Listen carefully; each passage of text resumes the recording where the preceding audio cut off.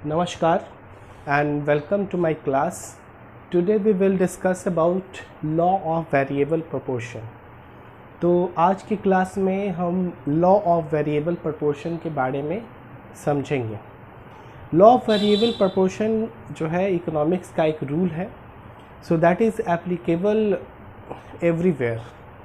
आपको उस law of variable proportion के को ध्यान में रखते हुए अगर आप कोई फर्म खोलते हैं या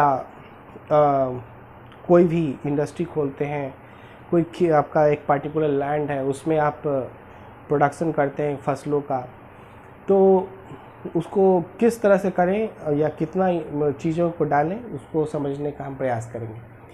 so law of variable proportion में हम लोग सबसे पहले देखते हैं, ये इसमें दो तीन चीज़ें आती हैं कि मान लेते हैं कि कोई इंडस्ट्री है सपोज़, तो इंडस्ट्री में क्या होगा कि उसमें इनपुट्स डाले जाएंगे। इनपुट्स जो इंडस्ट्री होता है को इस्टेब्लिश करने के लिए इनपुट्स की आवश्यकता होगी। इनपुट्स में क्या हो सकता है? इनपुट्स में लैंड, लेबर, कैपिटल, इंटरप्राइजेस, ये चार बेसिक फैक्टर ऑफ प्रोडक्शन होते हैं जो किसी भी इंडस्ट्री को इस्टेब्लिश करने के लिए या फिर आपका कोई भी चीज़ के लिए ज़रूरी है। तो लैंड जैसे अभी के समय में आप देखते होंगे कि नरेंद्र मोदी का कहना होता है कि आजकल आपको नौकरी लेने वाला नहीं, नौकरी देने वाला बनिए। So how it become possible? तो इसके लिए आपको चाहिए होगा जो सबसे पहले तो है लैंड, लेबर, कैपिटल और इंटरप्रेनर। तो ये चार पांच चीज़ें हैं। इंटरप्रेनर जो होता है वही एक आदमी है जो सारी चीज़ों को मैनेज करता है। वो लैंड को एक्वायर करेगा, उसमें काम करने के लिए वर्कर को रखेगा, लेबर को रखेगा। सारी चीज़ों को करने के लिए कैपिटल यानी पूंजी की भी आवश्यकता होगी, तो पूंजी को भी वो अरेंज करेगा। तो सारे चीज़ अरेंजमेंट में सबको कुछ ना कुछ पार्ट मिलेगा। इन लोग का पार्ट फिक्स होता है। लैंड वाले को क्या मिल जाएगा? लैंड को रेंट, है ना, रेंट मिलता है, पता होगा आपको। लेबर को क्या मिल सकता है? उसको वेज मिलेगा। और कैपिटल को इंटरेस्ट मिलेगा। जो एंटरप्रेनर है उसको क्या मिलता है? वो प्रॉफिट और लॉस दोनों का अधिकारी होता है। तो एंटरप्रेनर स्किल, अब सारा कुछ इसको करना है आपको, यानी कि अगर आपको भी करना हो सकता है कि आप कोई भी इंडस्ट्री खोल सकते हैं, तो इन सारी चीज़ों की आवश्यकता होगी। अब इसके सामने समस्या ये है कि कितना प्रोडक्शन किया जाए, है ना, कितना प्रोडक्शन किया जाए ताकि हमारा प्रॉफिट मैक्सिमम हो। तो जो एंटरप्रेनर है वो क्या करेगा कि प्रोडक्शन के लिए वो विभिन्न तरह कोई भी इंडस्ट्री है तो उसके लिए वो क्या करेगा? प्रोड्यूस करेगा। जो सामान प्रोड्यूस हो रहा है उसको बोला जाता है टीपी, यानी कि टोटल प्रोडक्ट।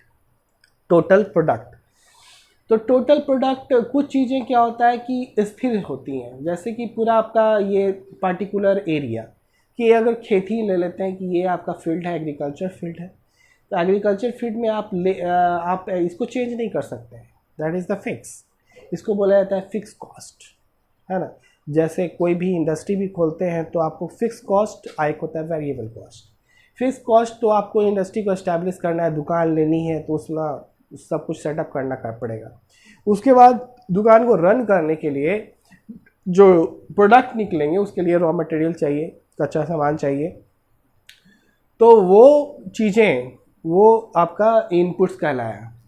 तो इनपुट्स में आपका में लेबर भी हो सकता है ना। लेबर जितना हम ज़्यादा बढ़ाएंगे हो सकता है उतना ही ज़्यादा हमको प्रोडक्शन मिले, लेकिन ये हमेशा फिक्स नहीं होता है। इसी चीज़ को बोला जाता है लॉ ऑफ वेरिएबल प्रोपोर्शन, जिसमें लेबर की संख्या या फिर रॉ मटेरियल आप उसी अनुपात में डाल सकते हैं जिसकी उस इंडस्ट्री की कितनी कैपेसिटी है ना, या फिर उस फर्म का क्या कैपेसिटी है, या उस लैंड का क्या कैपेसिटी है कि आप उससे कितना उपज ले सकते हैं।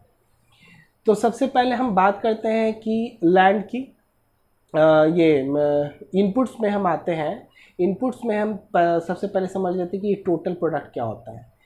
तो टोटल प्रोडक्ट का मतलब हुआ कि लेबर अगर सपोज हम वेरिएबल प्रोपोर्शन में देख रहे हैं कि लेबर अगर 1 है, टोटल प्रोडक्ट क्या हो सकता है, टोटल प्रोडक्शन मेरा 100 यूनिट है ना।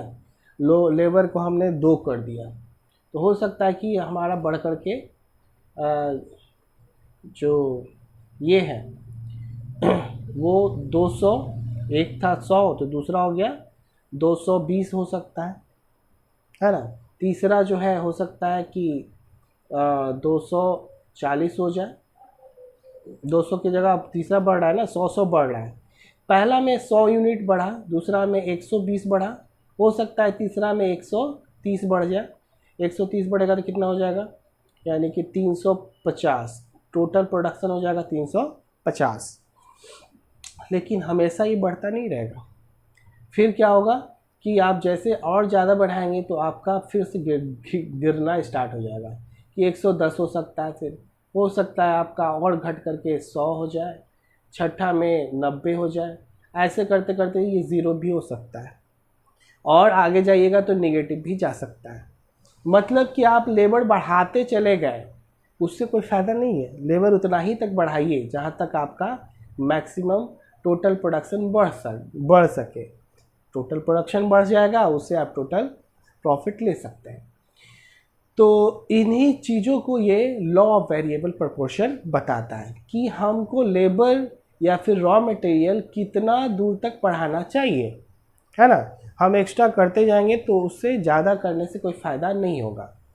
शुरुआत में लेबर, यहाँ पे देखिए इसको हम प्लॉट किए हैं टोटल प्रोडक्शन को एक ग्राफ पे। नीचे का जो एक्स एक्सिस है that is defining by variable factor, ये सपोज लेबर को बता रहा है। लेबर जैसे जैसे बढ़ रहा है, टोटल प्रोडक्शन आपका देखिए टीपी है इस तरफ, तो टीपी भी क्या हो रहा है, बढ़ रहा है। ये स्टेज फर्स्ट बोला गया। इस स्टेज फर्स्ट में मार्जिनल प्रोडक्ट, यही आपका मार्जिनल प्रोडक्ट है एमपी, है ना। एक फर्दर यूनिट से जो एक्स्ट्रा जो मिल रहा है उसको बोला जाता है मार्जिनल प्रोडक्ट। जब तक मार्जिनल प्रोडक्ट बढ़ रहा है ना, ये स्टेज जो है इंक्रीजिंग वाला है कि टोटल प्रोडक्शन आपका बढ़ता जाएगा। क्यों? क्योंकि आपका जो यूनिट था पहले से, जो इस्टेब्लिश यूनिट है उसका ठीक से यूटिलाइजेशन नहीं हो रहा था, लेकिन जबकि लेबर आपने ज़्यादा डाला तो उसका यूटिलाइजेशन ठीक ढंग से होने लगा, प्रोडक्शन तेज़ गति से बढ़ रहा है।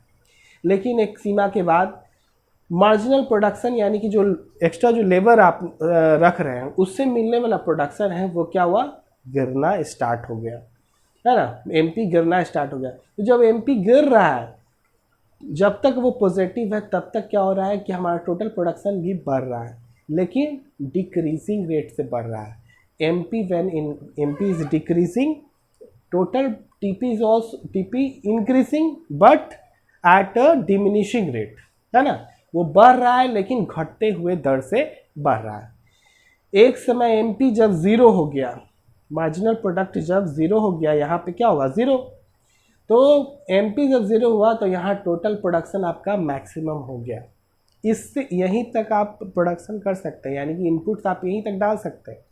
इसके आगे आप अगर डालते हैं इनपुट्स कोई भी, तो उसमें क्या होगा कि एमपी निगेटिव होने लगा, मतलब कि एक्स्ट्रा जो लेबर डाल रहे हैं, लेबर कॉस्ट ही ज़्यादा होने लगा और टोटल प्रोडक्शन आपका फिर गिरने लगा। या पार्टिकुलर लैंड की बात करें कि धान की उपज एक सीमा तक आपने लेबर उसमें डाला और प्रोडक्शन को बढ़ा लिया, लेकिन एक सीमा के बाद क्या हुआ कि आपका टोटल प्रोडक्शन बढ़ नहीं रहा, आप उसमें खाद बीज पूरा डाले जा रहे हैं, लेकिन उसकी कैपेसिटी है, उसके बाद वो उपज जो है बढ़ने की जगह पे घटना स्टार्ट हो जाएगा, कॉस्ट ज़्यादा लगने लगेगा, प्रोडक्शन कम होने लगेगा। तो इसी को बोला गया लॉ ऑफ वेरिएबल प्रोपोर्शन, जिसमें कि स्टेज फर्स्ट में मार्जिनल प्रोडक्ट एमपी बढ़ता है तब इंक्रीजिंग रेट से बढ़ रहा होता है, एमपी जब घट रहा होता है तो भी टोटल प्रोडक्शन बढ़ रहा है लेकिन डिमिनिशिंग रेट से। एक स्टेज और भी हो सकता है, दैट इज़ द कि टी, यहाँ पे कांस्टेंट रेट ऑफ रिटर्न्स, इस स्टेज को हम बोल सकते हैं। और फिर उसके बाद ये टोटल प्रोडक्शन एमपी जब नेगेटिव होगा, टीपी है जो गणना स्टार्ट हो जाएगा। तो ये law of variable proportion production से रिलेटेड चैप्टर से है जो माइक्रो इकोनॉमिक्स में आपको पढ़ना है।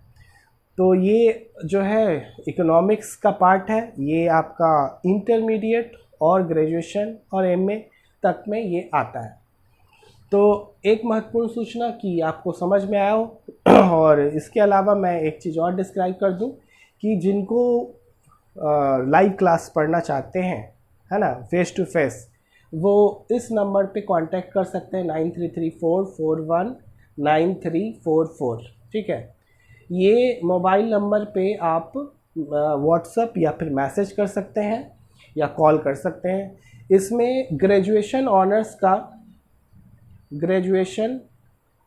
ऑनर्स इकोनॉमिक्स, है ना, इकोनॉमिक्स का पढ़ाया जाएगा, या फिर इंटरमीडिएट का, इंटर के जो स्टूडेंट्स हैं जो इनका आर्ट्स सब्जेक्ट है, तो आर्ट्स में मैं history, geography, political science, sociology, psychology सारा कुछ कवर करता हूँ इंटरमीडिएट में। तो इंटर जो पढ़ना चाहते हैं, इंटर के लिए एक बेस्ट ऑप्शन है कि वो भी लाइव क्लास पढ़ सकते हैं। तो क्योंकि वीडियोस जो हैं वो ज़्यादा इफ़ेक्टिव नहीं होता है, वीडियोस लाखों पड़े हुए हैं, है ना, बुक्स बहुत सारे हैं, बट फिर भी क्यों लोग जो है पढ़ते हैं।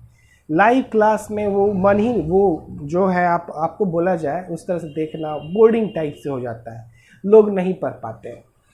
तो इन सभी को ध्यान में रख करके लाइव क्लासेस में आप ज्वाइन कर सकते हैं। उसके लिए इस नंबर पे आप कांटेक्ट करिए और आशा है कि आपको ये चीज़ समझ में आया हो, और अगर पसंद आपको समझ में आया हो इसको लाइक करिए, शेयर करिए, और धन्यवाद आपका, thank you very much. Okay.